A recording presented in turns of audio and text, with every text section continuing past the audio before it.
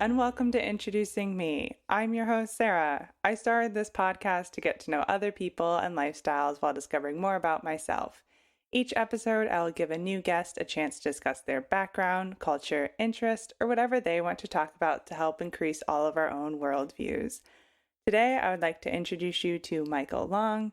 He is an advocate, inspirational speaker, and he is the author of A Life Like Anybody Else: How a Man with an Intellectual Disability Fulfilled His American Dream.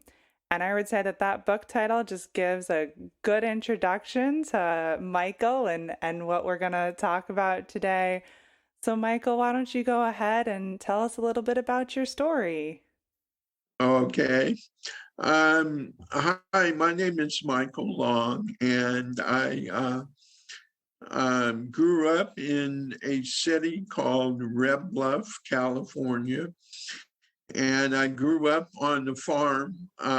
We had prunes, almonds, and walnuts. And right now, all the almond orchards and prune orchards got taken out because of the age of the trees. And so we just replanted them into walnuts. So now we're just a walnut farmer. Um, and so I grew up in a family that um, was very supportive. And I think that's what made a difference in my life, because I had parents who believed that I could be successful and being able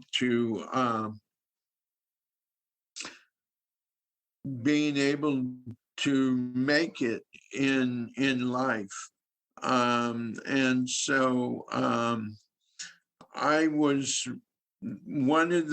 I was the first one in the state of California to go to a public school system with a developmental disability. And one of the things that happened in California, why was I the first one, is because people with developmental disabilities um, did not go to school, or they went to a school in a situation with people with all different types of developmental disabilities. And so I went ahead and California went ahead, the legislators went ahead and passed a law in 1974 in California that all people with developmental disabilities can go to schools. And so that was the reason why I was one of the first one to go to a public school, because of my parents in the situation and believing in that I can be able to succeed in the public school system. One of the things that I had a kindergarten teacher who really believed in me and told my parents that whatever you do, don't send Michael to a segregated school with people with developmental disabilities, or he deserves to be able to go to school where you choose in the situation for him to be able to go and learn and be productive in society. Um, one of the things that my father, he was the one that who really made a difference and paved the way for me. And how he did that is he got on the school board and being able to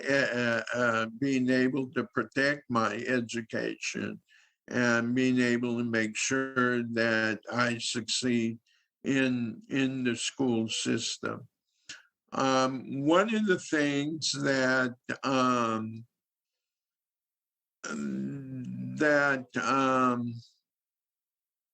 I always hated in the situation is when I was in first grade, I was pulled out to see once a quarterly in the year of being able to see a psychologist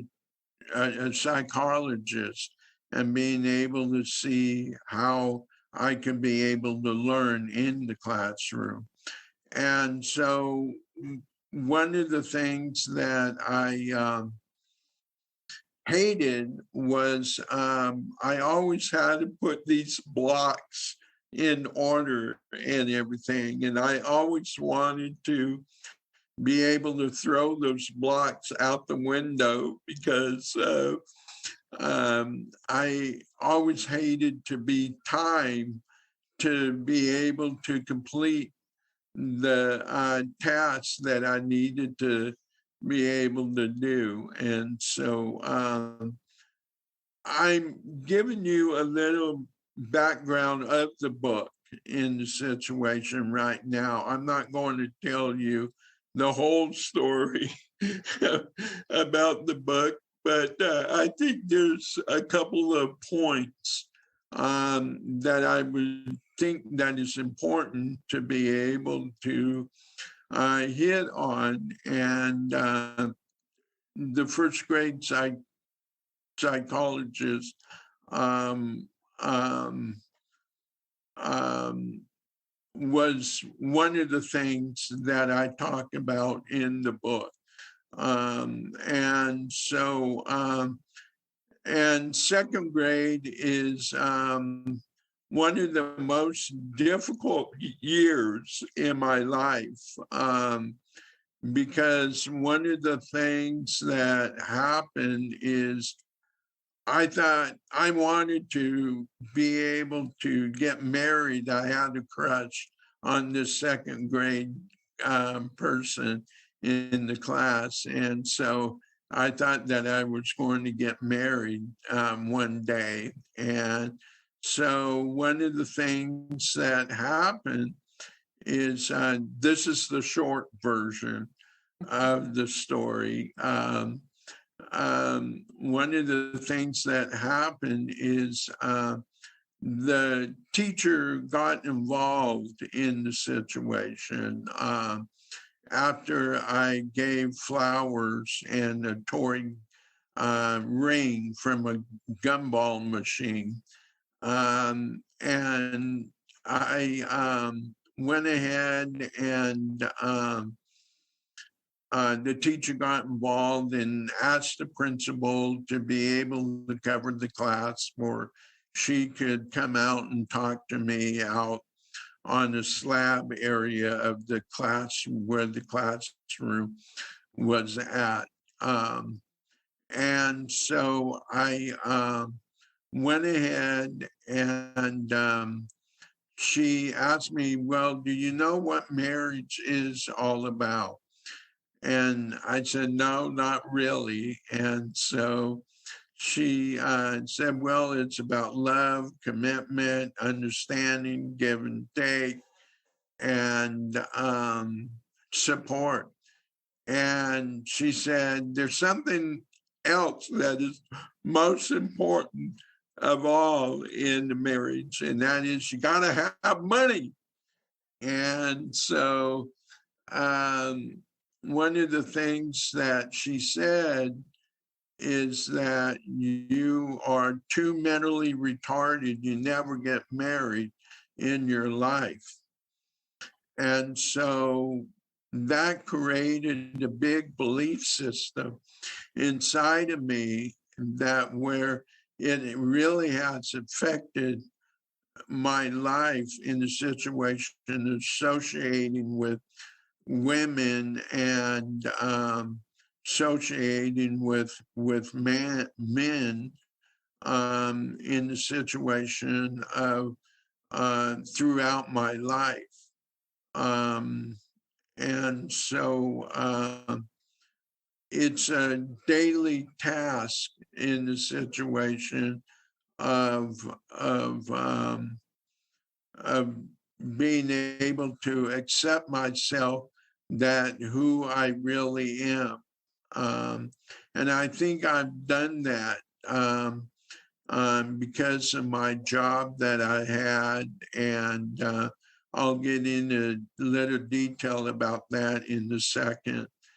And I had, again, I had a lot of family support of being able to feel good about myself and being able to um, try to be able to make a difference in other people's lives and being able to be successful.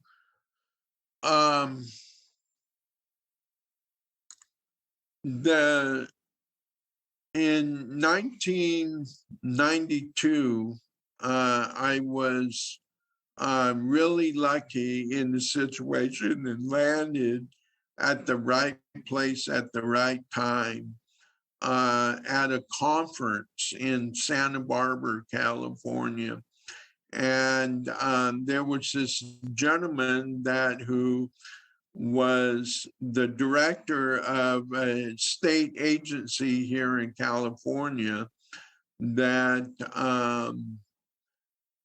that wanted to create the first time in America to be able to have a person with a developmental disability to be a governor appointee, to be a liaison between the department and the community and the governor's office. I did reports all the time for the governor. And that was Governor Pete Wilson, who I don't know if I should say this or not, but I'm going to take a risk and chance, who is a Republican and very conservative. And I was really surprised in the situation that the director really did a lot of work in the situation to convention Governor Wilson to be able to have this position. So about um, um, on August 15th, 1991, I was interviewed by the governor's office, and it took quite a while to be able to get the appointment approved and being able to start a job at the department. In fact, one of the things that that I did is that I moved in January to be able to let them know that I'm very serious about this position. And so I didn't have a job. Um, um, and I was living on Social Security and SSI at the time because of my intellectual disability. And so I was hired on April 9th, 1992.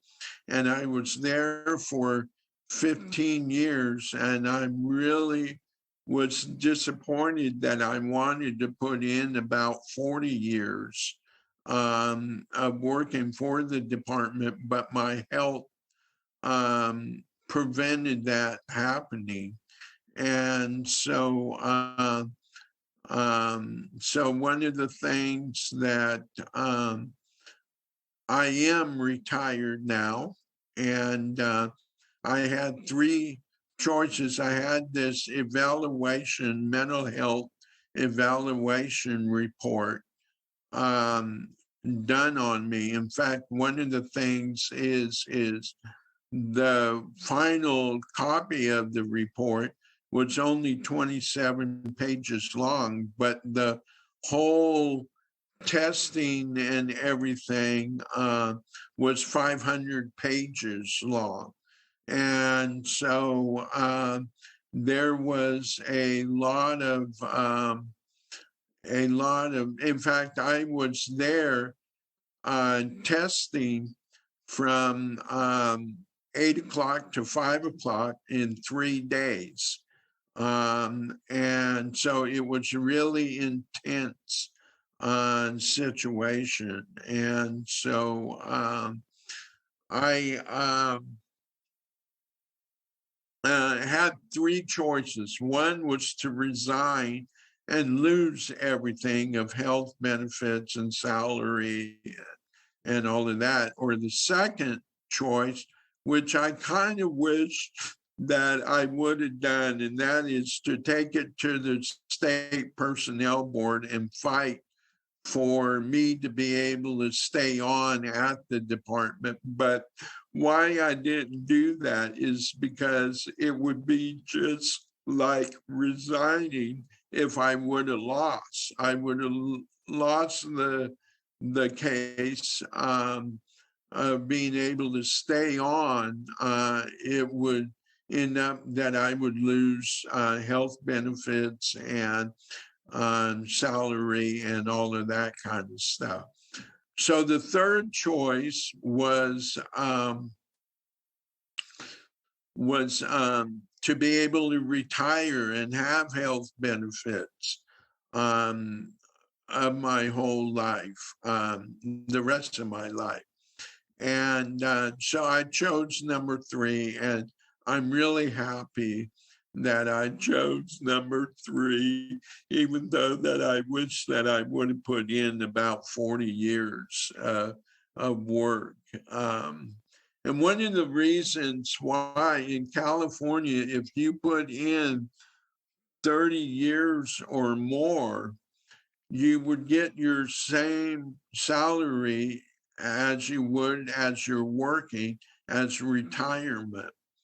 And so I wanted to be able to have that opportunity. And I think one of the most important things to educate people who are going to listen to this is it is really incredible in a situation where I wasn't able to go to college because of my intellectual disability. I would never succeed in college and get a degree. And one of the things that happened is by the time that I had retired, I was making $50,000 a year, and being able to succeed without a college degree, and so one of the things that why I say that is important is because people with developmental disabilities have dreams, and one of the things that is important is yes, we have rights in the situation to be able to be a part of the community. But I always have said that people in the situation get upset in the situation of advocacy in the way that we have rights and everything. And so it's really important with those rights that we have that we carry through the responsibility of those rights. And so if you have an intellectual disability and you need support to carry through those responsibilities to be able to be successful, I think it is important that you get that support to be able to be successful and being able to, I call it the welfare system, the SSI and Social Security. Social Security has different types of programs that where you can be able to work and you don't lose your Social Security. And so there's a lot of people in the situation that uses those type of programs for Social Security. My belief system is we always hear that Social Security is going to run out one of these days. And so my belief system in the situation is being able to make sure that if you have the chance and opportunity to be successful with a job out in society, that it is important to recognize that if Social Security goes under in the situation, that you have a backup plan in being able to have a job and be successful. I think one of the most also important things of being able to work is the productivity in the situation of working gives you a lot of self-esteem in the situation of an individual with the intellectual disability. So that's basically about work. I think one of the things is that I need to be able to share that I did get married, and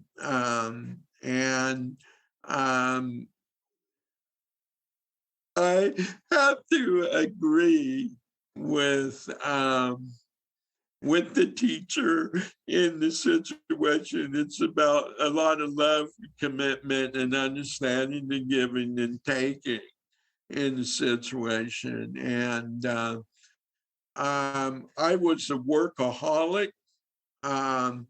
So I traveled a lot throughout the state. And then one of the things that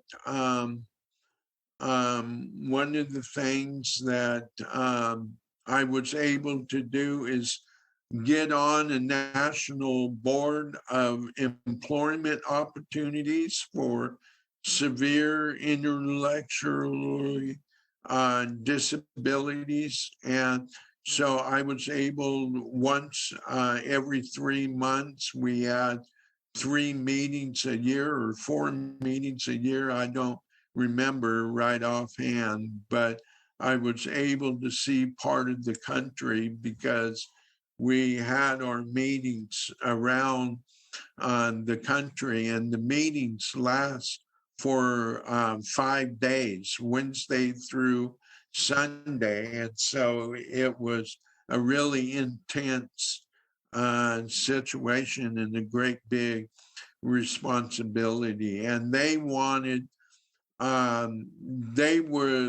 looking at the board, was looking at to have intellectual disabilities on their board, to be able to give input in as a person with an intellectual disability. And so I had a lot of fun. And one of the things that, because I was a workaholic and everything, it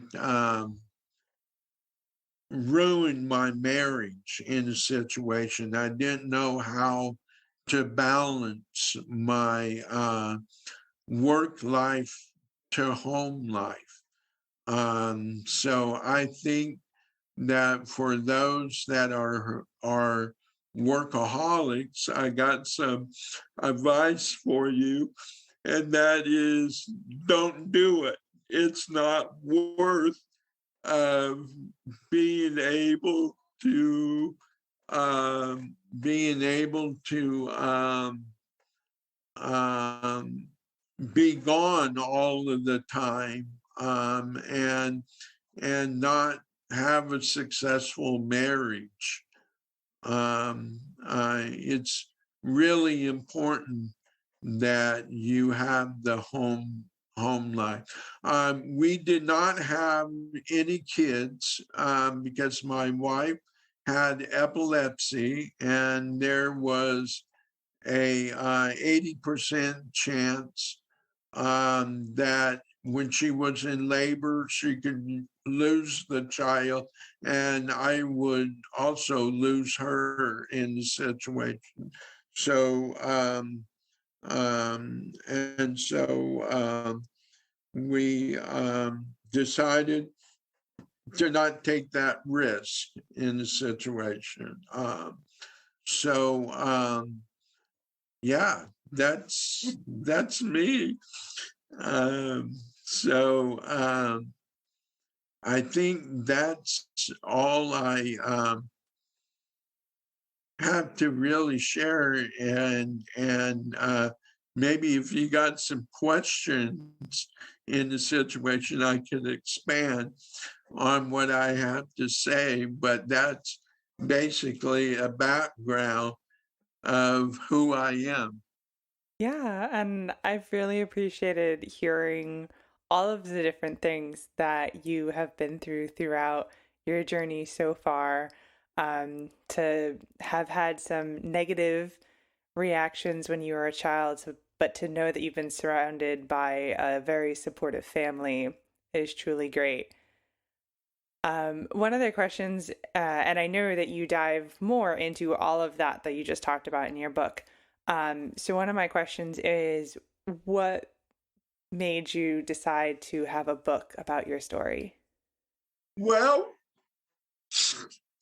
um, um, one of the things how that happened is I went to an international, um, it's called People First, and it's supposed to be able to recognize people with intellectual disabilities and developmental disabilities,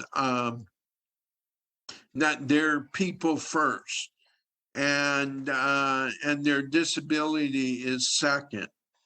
And so that's what has helped me out a lot, being able to accept myself as a person and found my niche in the situation of what I needed to be able to do to be able to be successful in my life. And so, anyway, I went to a conference, international conference of People First, and there was this gentleman that who was a writer that I met at the conference, and so I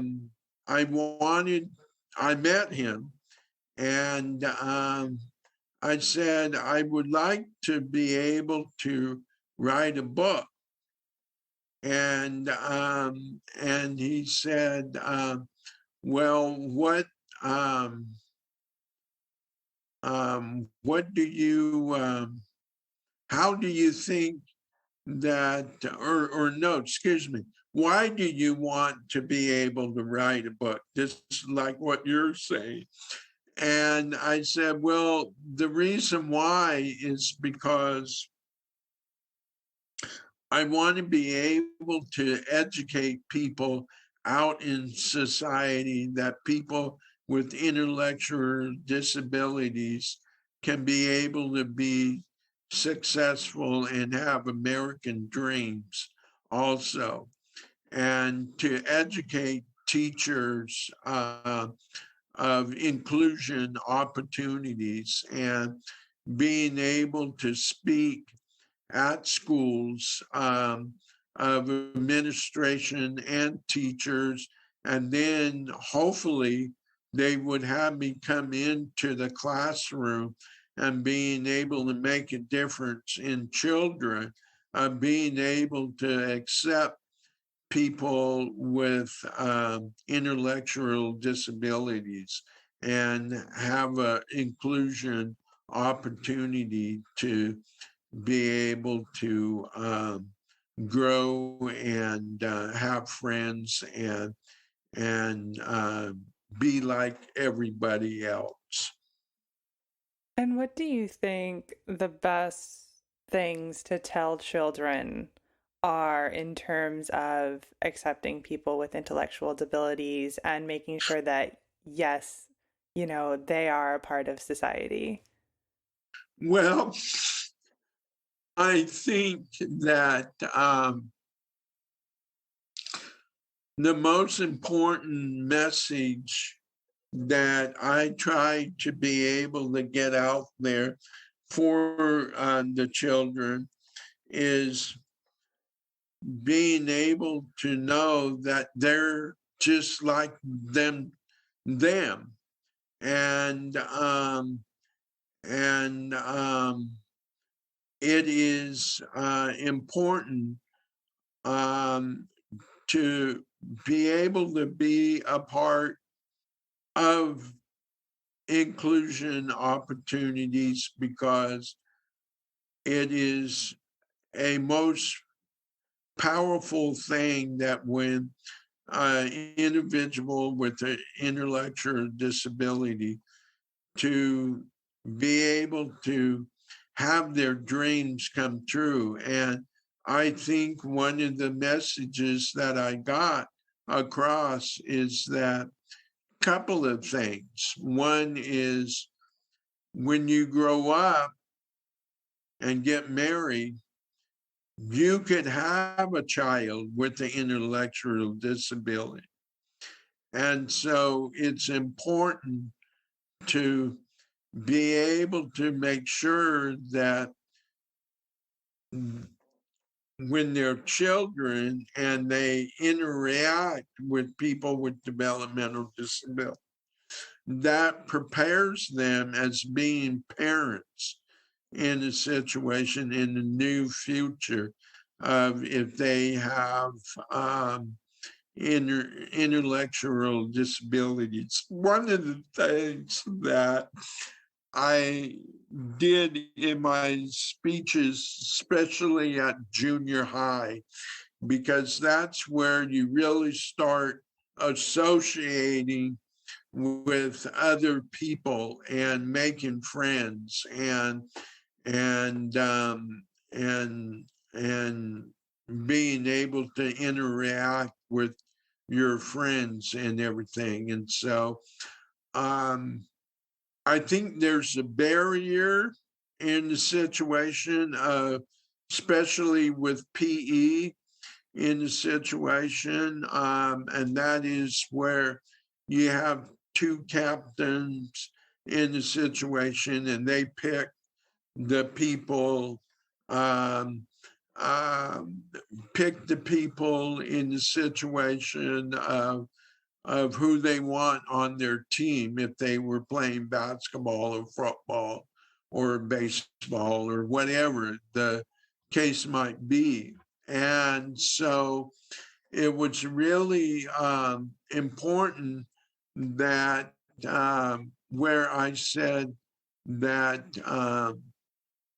you need to be able to not have captains and choose people, because people with intellectual disabilities that are included always get chose last in the situation. And so how you prevent that from happening is you just go down 1, 2, 1, 2, all the ones in the situation, you're one team, all the twos in another team, and you have an inclusive opportunity to make a difference in people's lives and being able to play sports. And I'm a big sports fan, as you probably could tell. I'm a big San Francisco Giants, 107 wins this year out of 162 games. And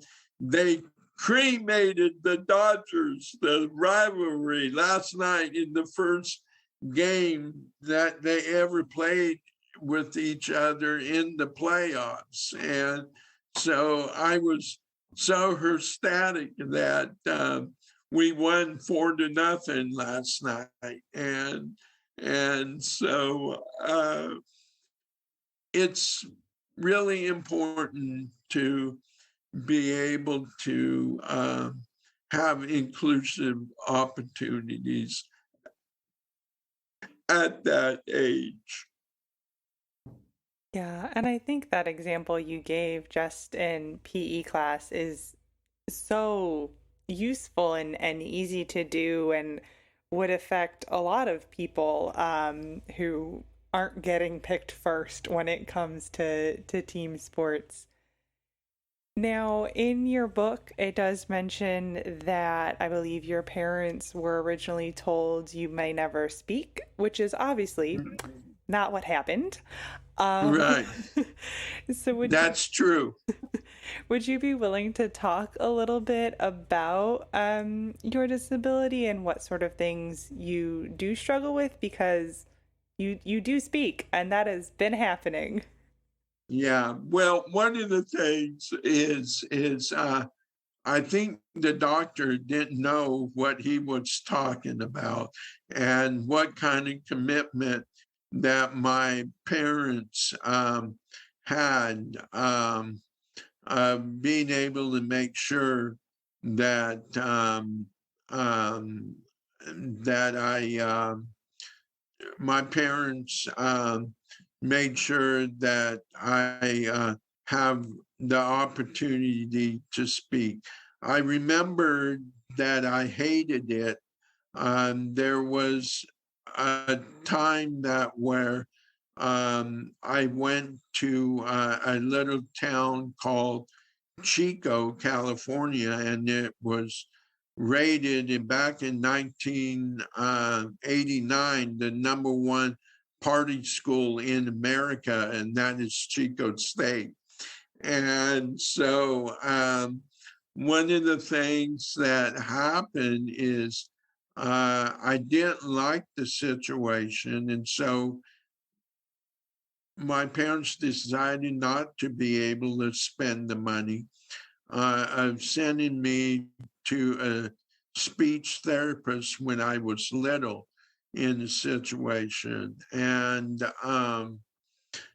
so one of the things that happened is it created a lot of barriers between me and my classmates without intellectual disabilities. And that is where I left. There was a speech therapist in the situation at the school. And so I left the room in the situation, and that created barriers of why is Michael going out of the classroom. And so um, I had a lot of speech therapists, speech therapy. And then from first grade on to, I think it was about sixth grade or seventh grade, that where I went to my first grade teacher, Mrs. Bettman. And I went to her house during the summer to be able to, for about 2 hours, to be able to make sure that I kept up during the summer years and being able to learn how to read and talk and all of that kind of stuff. So as you can see, I had very strong parents in the situation of wanting me to be able to learn how to talk and learn how to be able to walk and um, and so um, I I always loved Mrs. Bettman, and so it was something that I always enjoyed during the summer years. Um, or summertime during the years of summer. Um, so yeah, that's how that happened. And so you mentioned the farm growing up and how things changed there. So are you still on the farm? I was on the farm. I was living at home for 23 years. And I think I mentioned this in the book also, that where when I was 23, I made the big first move out of my life. And I had a friend that who wanted me to be able to, he lived on the peninsula of San Francisco. So I got to go to a lot of Giants games and be at cold, windy Candlestick Park, that where they played at and everything. And so I um, got a job as a person that who worked in an animal hospital, that being able to feed them and clean the kennels. And I got to help out on x-rays and when my work was done, and they had um, um, some animals that need x-rays and everything. So I helped out and watched how that is performed. And then the most exciting thing about that job was being able to go in and watch surgery and a lot of blood and And so I didn't have any problems fainting because of the blood and everything. And so um, I enjoyed it. Yeah, that's that's great. Now, before I start to wrap things up, is there anything else that you would like to share with the listeners? Yes, I think that it is important to people that who are going to listen to this is to be able to understand that people with intellectual disabilities have dreams also. And they can fulfill, if they have the right support and if they have the self-esteem of being able to want to not to be different, they can fulfill their American dream too. And it is a role model. You could be a role model in a situation for other people of your peers when you choose to be able to be successful and want to be successful. And you're also a shining light to those in society that who really don't understand about people with intellectual disabilities. You can be a role model in a situation of saying of the people that who don't know about intellectual disabilities. They can be able to uh, being able to be a role model for them because of the success that they see that the non disability population society can see what people with intellectual disabilities can be able to do. And that's truly important for everyone to hear, like you said. Now, with all of my guests at the end, I do ask a random question. I have a feeling I might already know the answer to this question, but it was the one I thought of prior. And my question for you is, what is your favorite TV show? San Francisco Giants baseball. And I had a feeling you might say that. Do you make sure you watch every single game? Yes, one of the things that I end up doing, the Giants have a TV station, and I have to be able to um, take a nap and make sure that I don't fall asleep during the game, and being able to make sure that I'll this year was an exciting year because all the wins that they got and everything. And so I've been through some years in a situation that where I watch them all the time and they're not successful. And so one of the things that I was so grateful for is being able to go to, I forget, I believe it was in 2010, I was able to go to the playoffs and being able to be a part of the playoffs and everything.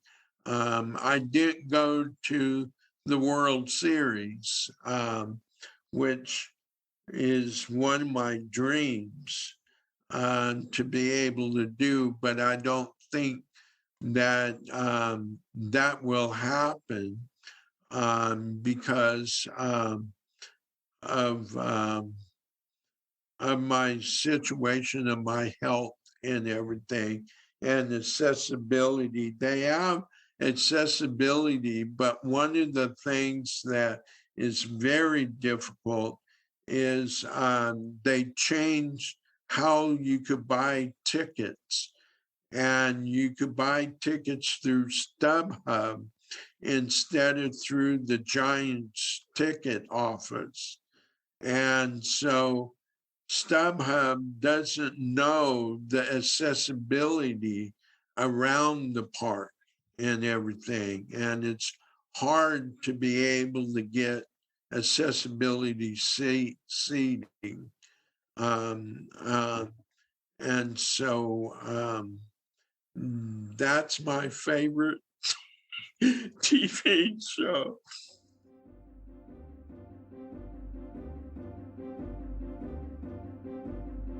All right, that brings this episode to a close. And of course, if you are interested in reading Michael's book, I will leave a link that you can buy the book on Amazon. It was originally printed in 1999, but has been updated in 2019. So of course you can find it by the book title, but the link will be directly there for you. So feel free to go check it out. And of course, if you would like to connect with the podcast, our website is in the description, which will bring you all past episodes, social media pages, and of course, information for how to support the podcast monetarily. And also contact me if you'd like to be a guest is available in the description and on the website as well. So thank you, Michael, so much for spending time with me today. I've loved getting to hear your story, and to my listeners for taking the time out of your day to hear a new story. Until next time, bye. Bye-bye, and thank you.